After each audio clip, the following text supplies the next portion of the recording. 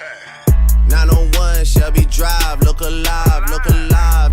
Came up on this side, now they on the other side. Oh well, Hey y'all, and welcome back to Down to the Wire with Courtney and Chanel. I'm Courtney. I'm Chanel. And we've got another new episode for y'all today. We do. First, we're going to start off with hockey, because Stanley Cup Finals is in full effect. Got the Caps. Your Caps. Are you hype or are you hype? I'm hype. I'm really hype just because I think Washington deserved something. They did lose Monday night to the Las Vegas Knights. They lost 6-4, which, I mean, like, it's game one, so they can definitely come back from this. It was a shootout pretty much the entire game. Which surprised me because Las Vegas, their goalie is like, he's that guy. Yeah. And I was like, okay, we have a... But I think where the Capitals messed up, I feel like that game is going to come bite them in the butt. Because it was like that close to it being their game. Yeah. So I feel like that game is going to like haunt them. And honestly, the Knights, the thing about them that they have to really kind of look for is they skate fast. Yeah. And they score fast. And it was like, okay, the Caps just went down and scored. And then 60 seconds, 90 seconds later, the Knights came and scored. And it was like, all right, y'all have to figure out a way to slow them down. Yeah. And once you can the Caps need to be the ones to set the pace. Yeah, and I think if they allowed 4 goals, and I feel like that was their end. Like, for the Caps, that was their way to, they should have won that game. Granted, it wasn't home, but that would have been an amazing first game to like start that momentum. And the Knights, this is their first season as a hockey team. So like that's exciting for them too, but I'm rocking with the Caps. Please don't let me down like everyone else has. Break the DC curse. Please. For my sanity. All right, so WNBA season tip off. I'm excited for this. I am excited for season. Them too. I don't know about anybody else, but I'm excited for it. But it's interesting because Skylar Diggins was on Get Up, and she was explaining how she feels like there's a huge salary cap between the WNBA and the NBA, which everybody knows, but nobody ever talks about it, or they talk about it for like 5 seconds. Right. So here's what Skylar had to say.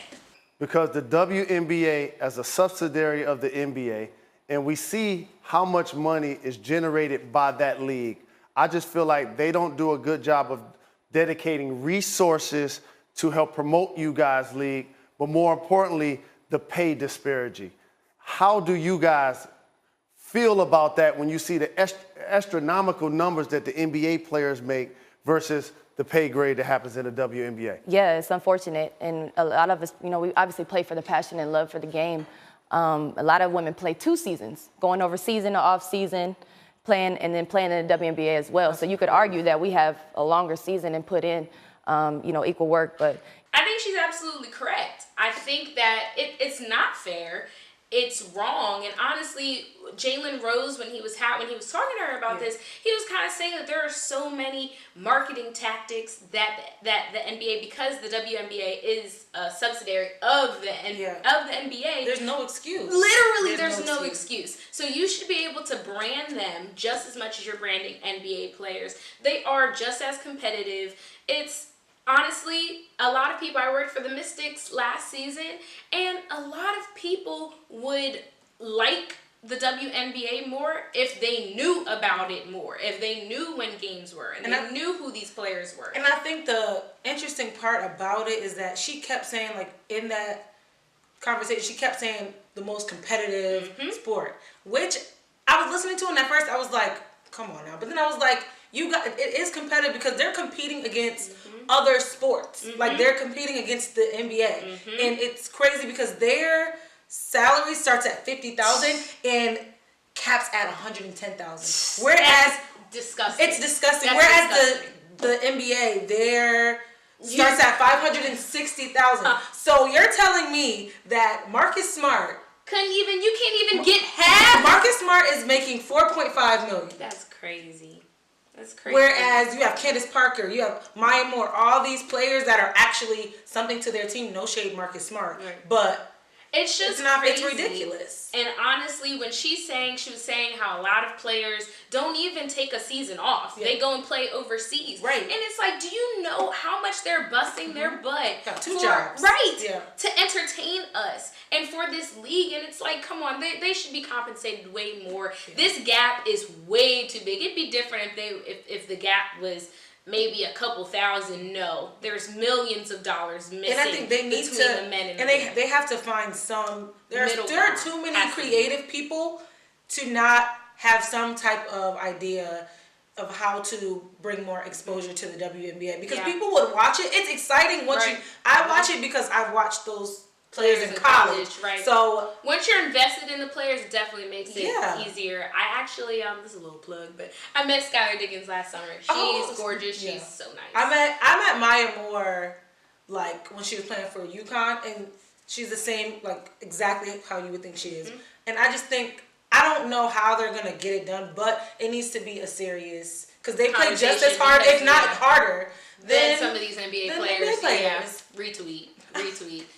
NBA, do better by the WNBA, seriously. Please. All right, the subject we've all been waiting for. Let's talk about these conference finals. Let's start with the less, I don't want you in your feelings just yet. So let's start with the Eastern Conference. Let's start with that. So honestly, this is what I took away from the Eastern Conference Finals. LeBron James is unstoppable. This man, Game 6, had 46 points. Like, the things that he was doing, and after he made that 3-point shot and it was in Jason Tatum's face, I was just like, ooh, like, you can't, I get it, he cocky, but it's beautiful to look at. And the Celtics gonna be really real next year. Yeah. They're gonna be really, really real. And I think for this series, I don't want to get away from LeBron James and what he's doing, but Boston, they have been absolutely They get all of the accolades. They had an amazing season. Like, if you want to talk about a moral victory, they should feel very good about themselves. Even though they could have won that. Oh, they could have won that game. However, no one expected them to be there. At all. No one expected them to be there. And it's crazy to me that they did better than the Raptors, who had the number 1 seed. They did. Okay. And it's crazy to me that LeBron James, there were about 5 players averaging double-digit points on the Celtics. Mm-hmm. Whereas the Cavs, there were 2 players. One was LeBron James. One was Kevin Love, who did not play Game 7. Mm-hmm. So you mean to tell me? And he got hurt in the beginning of Game 6. And then hearing LeBron James, like, don't talk about my teammates, I get it. But LeBron, let's not act like you did not pick this team up. All right, I have a question. So I know you've seen a lot of the pictures that have been on Twitter. They're like little memes. Bleacher Report has made a lot of them.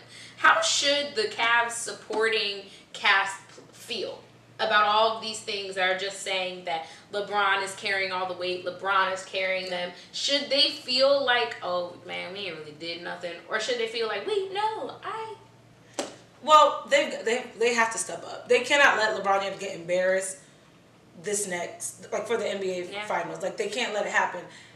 I don't think LeBron James, he's not scoring 87 points. That's true. You know what I'm saying? But so they're helping somewhat, but the help is very minimal. So I think they do need to step up. J.R. Smith, he needs to be consistent.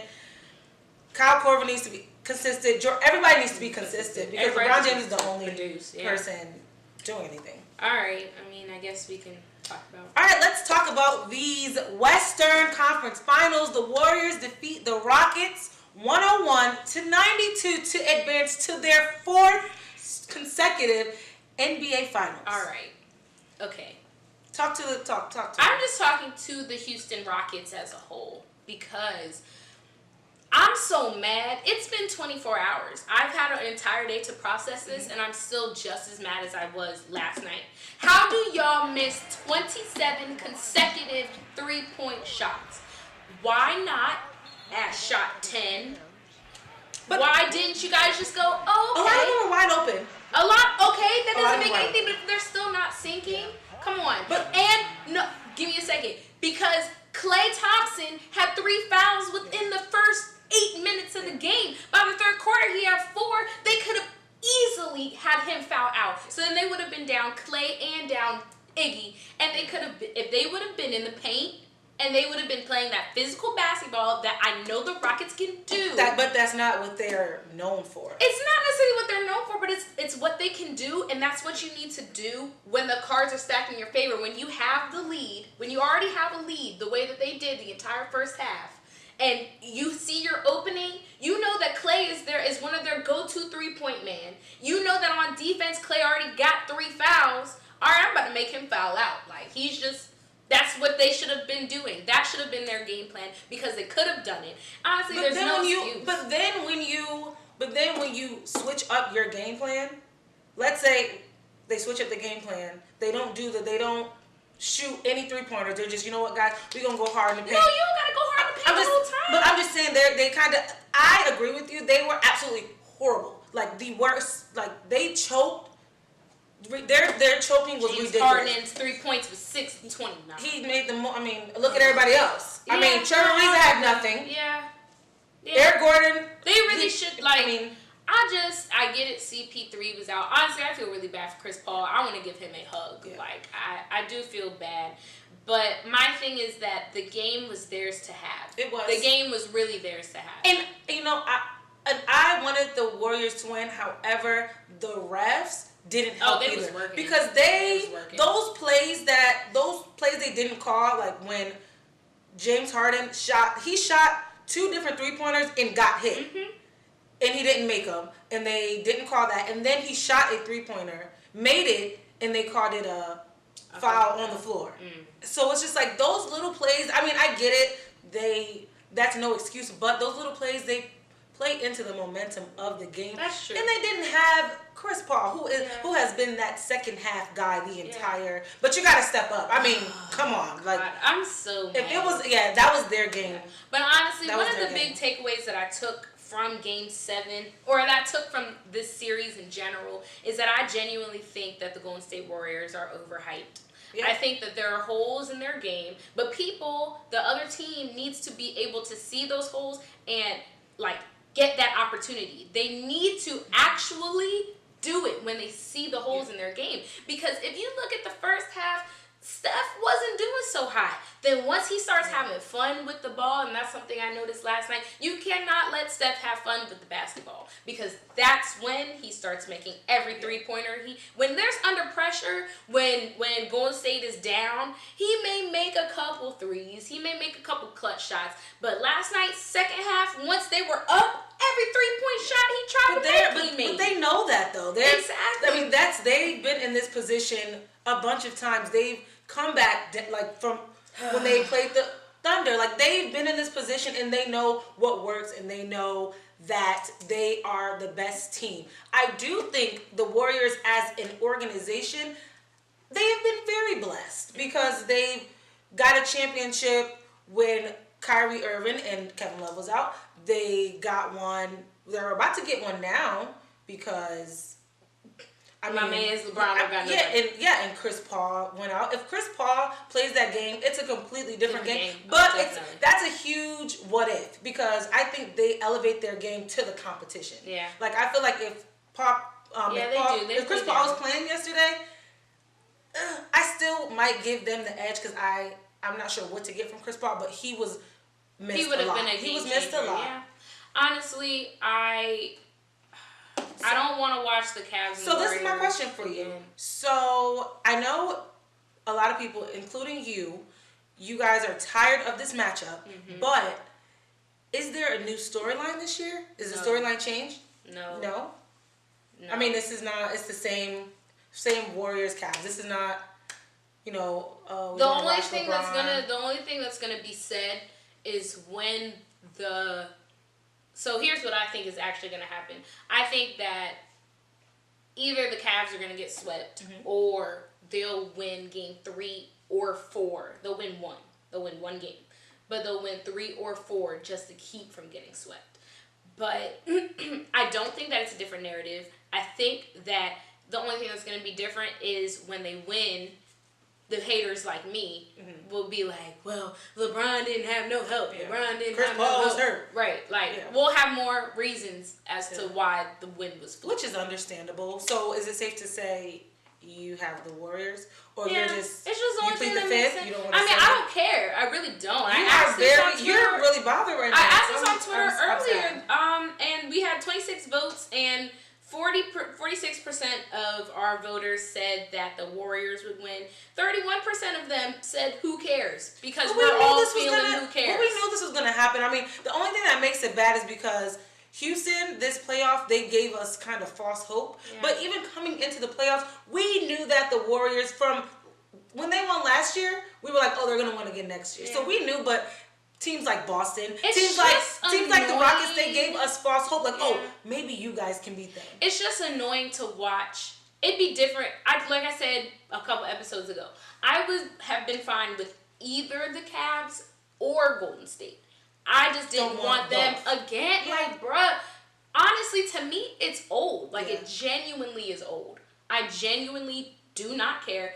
Last year, I didn't care who won. I told you, I stopped liking Golden State once KD went to them, so I didn't even care last year, honestly. But people, I mean, you guys got to beat them. They're beatable. Yeah, you gotta beat people have to them, step and up. people aren't doing that. Rockets are right there. So, I Yeah. mean, hey, blame the Rockets for us seeing another Cavs and Warriors. Thanks, Rockets. So on a lighter note, the NBA has just started the NBA Mental Health Program. Chanel, tell us about it. So, the National Basketball Players Association, they announced the launch of their mental health and wellness program. And it's going to be, the main counselor is going to be former NBA guard Keon Dooling. And he will be joined with the director of mental health and wellness.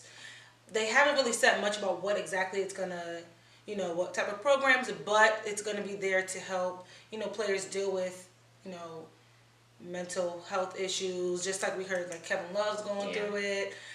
Just a lot of players that, we've seen a lot of players lose family members within the past 2 seasons. So, I love that the NBA is doing this. They have always been so right on. Yes, they have always been so proactive. Being the first people to put like, something hey, this in is place. we see that our players are in need of struggling, this. yeah. Let's bring this to the table. Unlike, We're gonna talk about them next. Yeah. But I think that this is a great thing for them. Honestly, this is something that has finally become something that we talk about in the community, just within young people, within athletes, and I'm glad that they are going to have a resource for them that they can use and take advantage of, because mental health is nothing to play with. And sometimes you need help and you don't really know how to ask for it, but if you know that your job cares about you enough to try and put something like this in place, maybe it will encourage you to reach out and ask for help and ask for someone. Honestly, NFL needs to take notes. Yeah, and it's really cool because Keon Dooling, who's kind of being the head counselor, he is a life coach. And it's just so cool to see, like, old players. Like, this is kind of what it's all about. Yeah. Like, old players coming back and, hey, I felt like this is what I needed when I was playing, and I want to give back because I know this is what's needed. So, shout out to the NBA for that. All right, so on to NFL. Starting off, I'm a little irritated. They acting a fool again. So the NFL has just announced that there is a new policy that subjects any players to a fine if they do not show respect to the anthem. They can choose to stay in the locker room, but if they decide to kneel, they can be fined. And I just think it's crazy. I just think that we have freedom of protest. That is a freedom of the United States. And honestly, if you knew what the actual protest was about, you wouldn't think to want to fine them. But I think what really confuses me about it is the reason for the rule. It is to focus more on football. Like, to pacify. We are living in a real world. You have real NFL players that are dealing with this. Literally. So for you to sit there and say, we're doing this rule because we just want to focus on football. It's like, do you really want to focus on football? I mean, like, that's like a slap in the face. Like, football is not everything. If you really want to focus on football, all right, cool, we won't There's We won't have just so many charities. right. We won't give There's back. just so many other things that the NFL decides to turn the blind eye to, but this one, the NFL owners, they're unanimous on this one, and I just think that that's also crazy. But the Jets co-chairman, he decided that he would help pay the fines, right? And what I was, Christopher Johnson, he's the owner of the Jets. He said that for any player that decided to kneel and was fined, he would pay for it, which I respect him for it. But I mean, that's not the issue here. Yeah. Like the issue is that out of all these things going on in the NFL, in the world, but let's talk about football since football's a focus with them.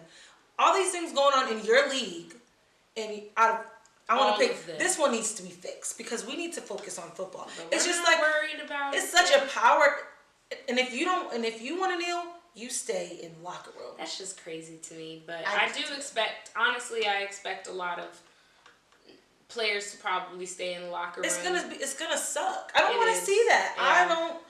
Honestly, it's frustrating. Yeah. It's heartbreaking. It's like, man, I love the NFL, but I can't. I just wish that there was a way that we could focus on the great things that NFL players do, the charities they give back to, the children they help. But that's not what they want to focus on. But it's cool. So we also had the first week of OTAs, which is exciting. But we had a lot of big players that decided they was peacing out. So for me, football as a whole is just becoming so dramatic. It is. It does seem very dramatic. It's really not about football anymore. It's about who's getting paid this, who's not being treated fairly over here, what owner has a problem with this player. It's like we are getting so far away from the sport, and it's actually really sad, especially to see these players. I mean, I get it, it's volunteer, but who doesn't want to be a part of your official team activity? And if you're a leader on the team, why don't you want to be a part of OTs? I get if you have other things going on, cool. That's not for us to judge you on that. But who doesn't want to be on there? You know what I will say?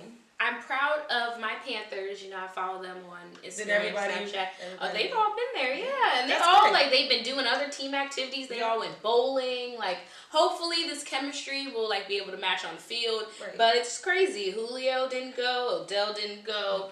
Tom Brady and Bron didn't go. That was a big story because it's like they probably said together. They probably made a pact. Yeah, they were okay. You don't go. I don't go. Like I get it, but it's not about that. I mean, of course, Le'Veon didn't go, but it's like I feel like it messes up chemistry. It messes up chemistry, and it's just sending the wrong message to the new people coming, the rookies that are excited. Oh, I can't wait to get some chemistry going with these new guys and see how they. It sucks, and I think football needs to get back to football. I agree. All right, so tee 'em up. It's time. It is time. I know you guys have been waiting. So I'm going to start it off with Bryce Harper. I'm teeing you up because you're rooting for the Las Vegas Knights in the Stanley Cup. I get you're from Las Vegas.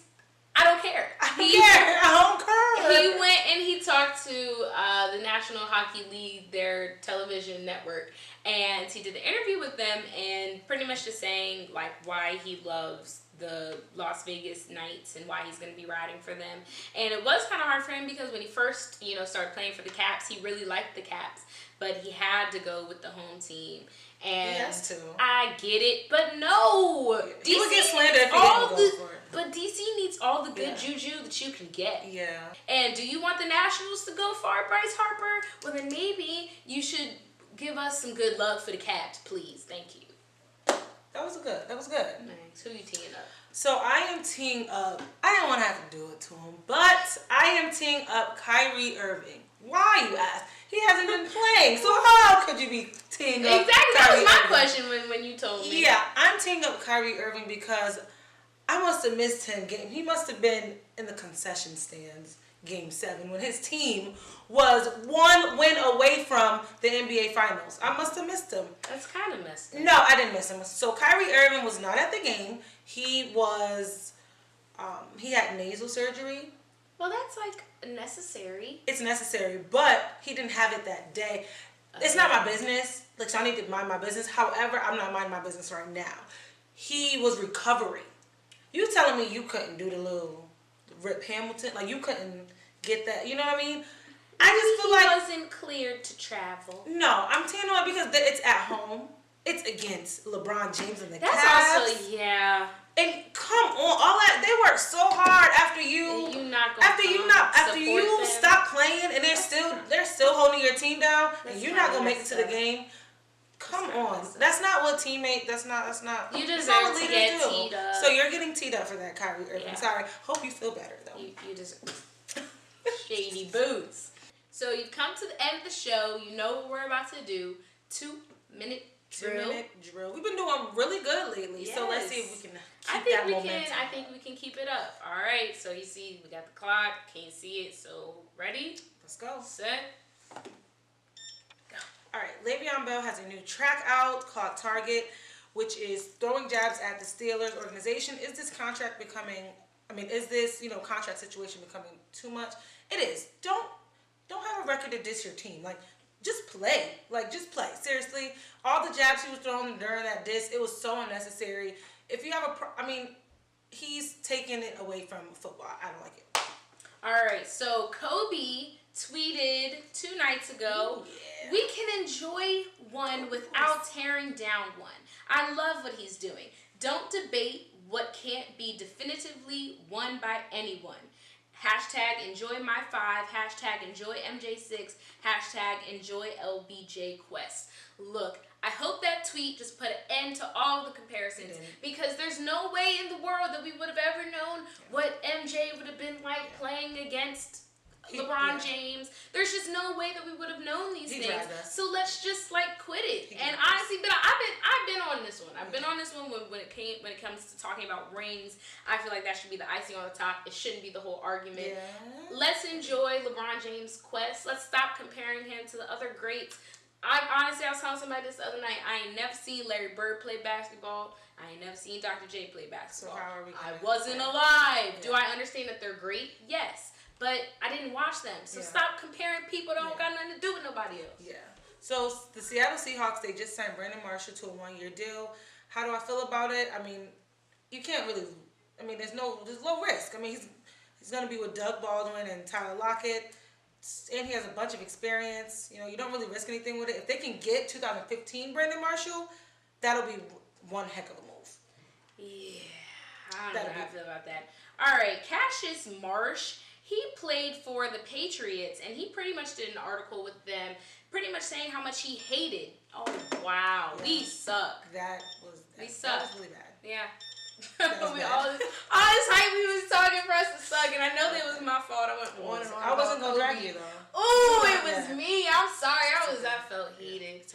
Well, I appreciate you guys for watching. Yes. Remember to like, comment, subscribe, follow our Facebook page. We're on iTunes, SoundCloud, Apple Podcasts. And also, don't forget to give us some of your team up takes. We want to know who you guys want to tee up. And whichever one, we like the most, whichever one is, the best, we'll talk and you can conversate with us on Twitter. We love to talk. So don't forget to follow me on Instagram and Twitter at CBSmitty94. And me at the Coco Chanel. That's on Twitter and Instagram. And don't forget to follow our show's Instagram and Twitter at _2_the_wire_. All right, that was our show. See you guys next time. Have a good day.